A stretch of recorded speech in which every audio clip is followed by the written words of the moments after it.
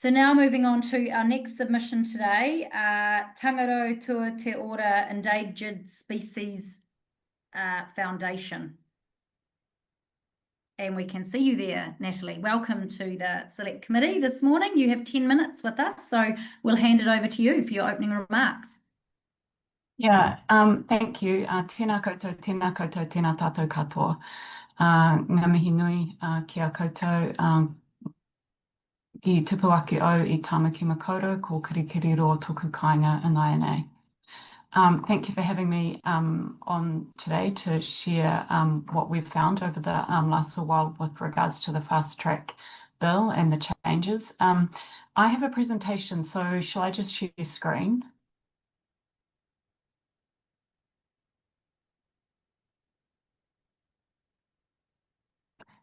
So can everyone see that? Yes, we can see it. Cool. So we are essentially opposed to the bill and the changes that are being made. The main flaws that we see are a limited 60-day assessment timeframe, which is inadequate for proper scientific, economic and social analysis. The minimal to no public participation is of a real concern. The fact that appeal rights have been removed is also another negative. We're also really worried about ministerial potential interference that can undermine the independence of the process. And it does appear that there's an increased corporate influence over the panel composition. And I wanted to bring into view a case study of Te Ako, Green Bay and Mangawhai Pakari. So this is one of the fast track projects. McCullum Brothers want to mine this area at Te Ako, Green Bay for 35 years. They want to take a total of 8.5 million cubic meters of sand. The revenue for this company would be $270 million. The local community benefit is zero. And the environmental cost is permanent because this is a non-renewable sand. This particular company, they have portrayed a fake sand crisis. So they've framed this project as being integral to meet the needs of the Auckland sand market. However, a leading economist, Hayden Green, he reviewed their documentation and their economic analysis, found them to be manifestly inadequate and demonstrably flawed. Their transport calculations were utterly lacking in any logic. The emissions savings were entirely illusory and their methodology could not be repeated. Oopsie, oopsie. So yeah, and this is what's happened with this mining company at Mangawhai Pakari. So they were found to have gouged 3-metre deep trenches in the seafloor, and this was found by a local man, Damon Clapshaw. The mining activity was not monitored properly by the Auckland Council, and they were relying on self-reporting of the company. And over the decades that they were doing this mining, they committed multiple resource consent breaches. And this is what we're left with today. So if you go to Pakari, you will see that there's been extensive erosion of the coastline. And this is me standing at Mangawhai. So the poles that are sticking out, they used to be the pathway that went up where you can see the green hanging down. We never used to have any black sand on this beach. It was beautiful, squeaky white sand. So as you can see, it's literally meters above my head that we've lost. Rocks are exposed, the whole beach is decimated. So this company has mined the Mangawhai Pakari coastline for more than 80 years. And recently this year, the sand spit has been confirmed to have lost over 420,000 tonnes of non-replenishing sand. The company's taken no responsibility for this. They don't think there's any cause and effect with what they've done. And we know that if there's another weather event like we had with Cyclone Bowler in the 1980s, that a second breach of the sand spit is going to hit the economy on many fronts. And that's going to be devastating, not just for the harbour, but all the people that live in that community. This is another example of the mining company. So this is where they've mined Karamuramu Island in the Hauraki Gulf. So as you can see, it's been obliterated basically. They say they have environmental concerns, but their track record is completely the opposite. Rachel, did you have a question? We'll just wait to the end for questions. Okay, I saw your hand up. Okay. So we put together an analysis of the sand supply, and the reality is that what we found is that demand exceeds supply by by 220% or more. So the current Auckland demand is for 310,000 cubic meters a year. The actual alternative capacity is more than 16 million cubic meters per year. And then below this are some of the alternative providers. So the Brookby Quarry, that's already up and running. There's multiple Waikato and Bay of Plenty quarries. Kaya Sand, another Waikato company, is using quarry waste to create manufactured sand. And then also at Te Arai, Ngāti Manuhiri has put in an application as part of the fast track to mine on-land sand. And they've got much more sustainable plans in place to turn that area into a reserve with lakes. So there was much more plentiful sand supply that wasn't included in this report, and we were really conservative with our estimates. The next thing that's happened is there's a group that's risen up, the Bream Bay Guardians, and they've commissioned Becker, which is New Zealand's biggest engineering consultancy, to complete an independent review of the Auckland sand market. And as we thought, sand resources are 3 to 4 times the demand, so 350% more is available than is what is needed. As well as this, there are 2 major sand suppliers operating in Northland who can meet all the sand supply requirements of Northland. Not only this, there's a massive opportunity cost of what's going to be lost. So these are the scallop beds in Bream Bay, and the mining area is directly above this. So at the moment, there's a rahui or a ban on collecting scallops, and this area is rejuvenating with scallops. There's also a significant snapper fisheries in this area, and a lot of the businesses in the area also rely on ecotourism. So we lose with fisheries, we lose local businesses. Who benefits? McCullum Brothers, obviously I said before, they get $270 million. This is a privately held company by Cullum and Jan McCullum, so it will help their family wealth. They also gave $15,000 to New Zealand First in the last election, so I'm assuming if this project gets through, they're going to be supporting New Zealand First again. Who loses out? Basically everybody else. There's no indication that this would give a price reduction to Aucklanders. In fact, they're not supplying any sand to the Auckland market at the moment because they've stopped mining the Mangawhai Pakari sand. Northlanders will see environmental destruction, coastal erosion, and higher risk of climate events. There's no additional jobs. Fishers will lose their livelihoods, and there'll be lost recreational fishing, and tourism operators will have their businesses threatened as well. So in summary, it's not wanted, it's 100% not needed, and the locals have been trying really, really hard to have their voice heard. We've presented a petition to Parliament, and people have literally been protesting on the streets and on the beaches. So yeah, my recommendations are that this bill gets rejected. The main issue is that the timeframes are too short, and there's a real lack of expertise, and the panels won't get the information that's needed. The liability is absolutely huge, and yeah, I mean this whole bill is, or the whole fast track is meant to improve economics, and this is a case study to show that actually it doesn't improve the economics. So yeah, we need to protect what matters, so ensure that there's really robust economic assessment, independent expertise, democratic participation, and that our clean green brand that we rely on is is upheld and the integrity of that is supported. So yeah, that's my presentation. Thank you very much, Natalie. Unfortunately, your presentation, we have run over time with that, so we do not have any time for questions, but we do thank you for your very thorough submission today and your presentation. So thank you very much. Thank you.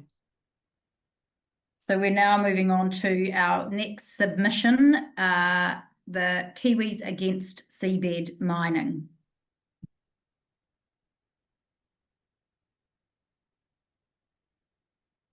Kia ora, can you see me?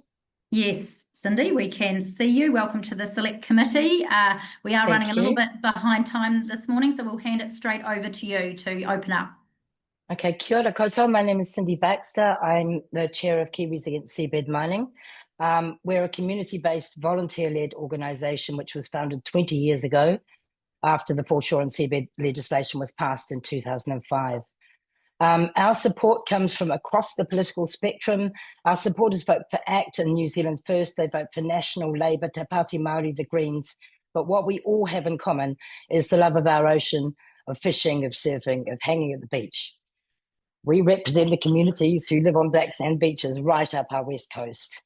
We've opposed seabed miner Trans-Tasman Resources' bid to mine the seabed since its first application to the EPA in 2013 and all the way through to the Supreme Court.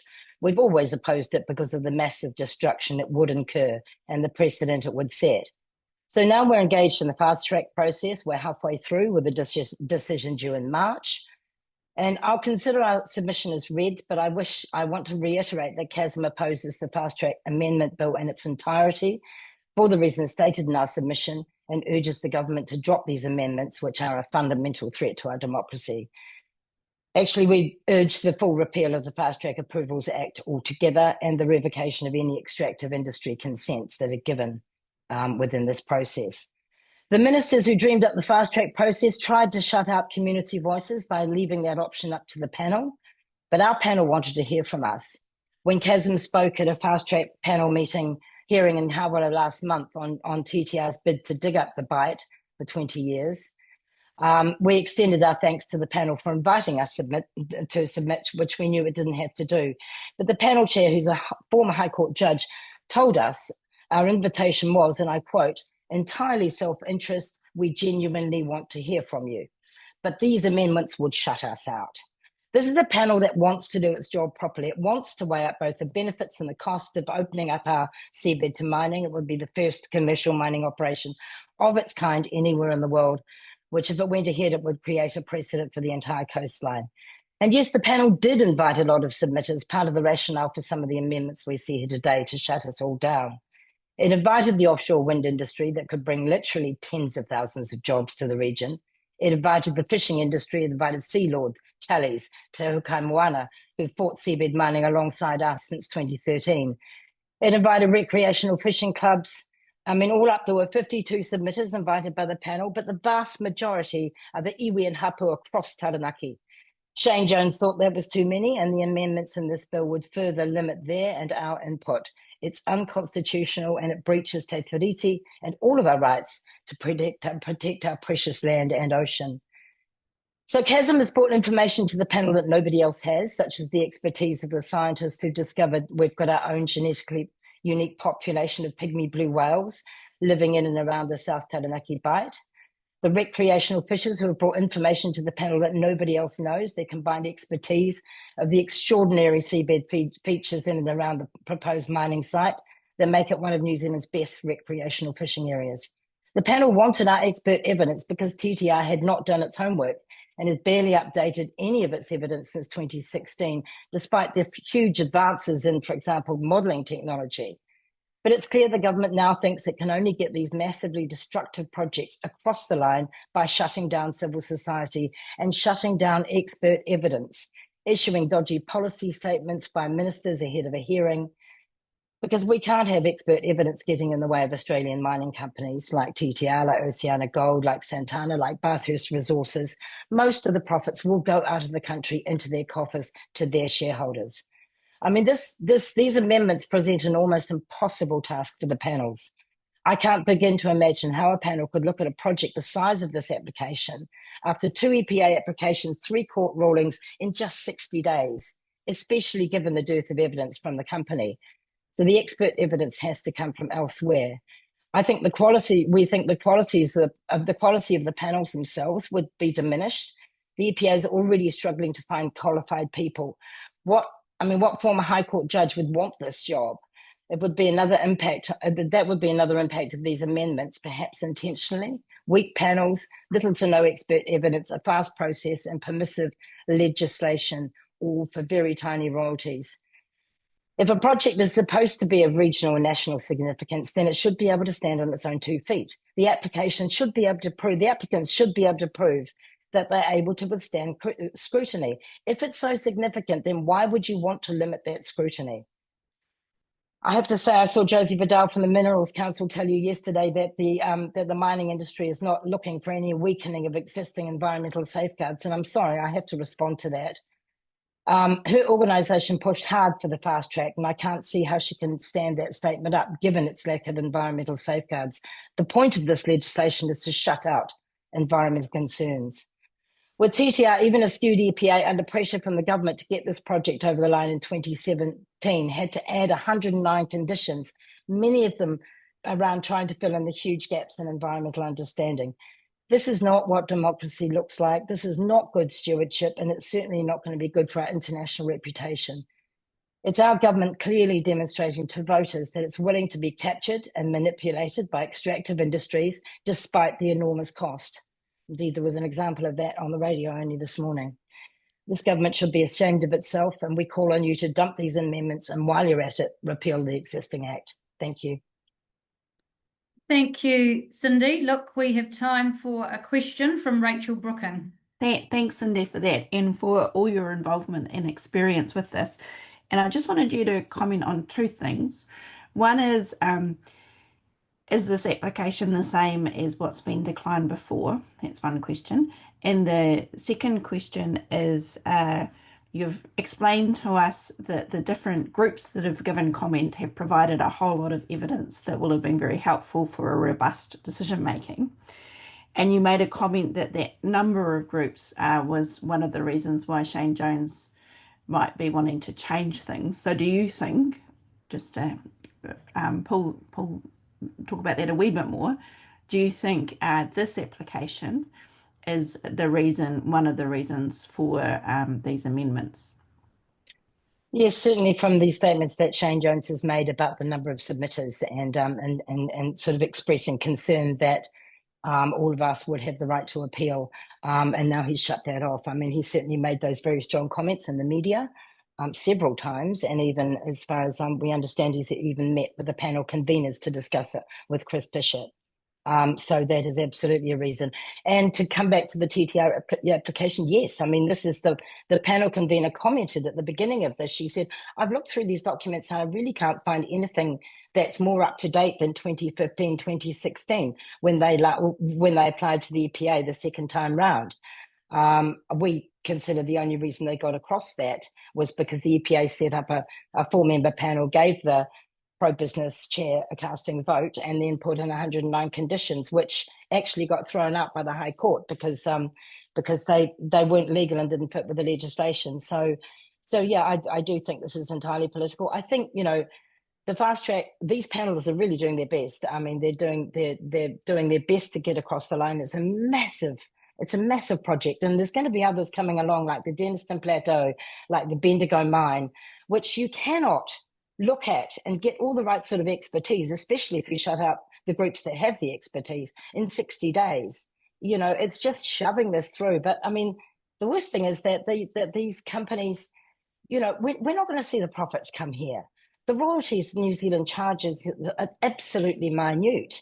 And certainly with the TTR application, most of the value will go overseas, and and it will go to it's 100% Australian owned. The way the tax laws are set up, we're not going to see much money coming into this country. Look, thank you very much, Cindy. We will have to leave it there. We have other submitters waiting to come through. Thank you for your submission today, your insights and analysis. Appreciate it. Thank you. Thank you. And so we will now move on to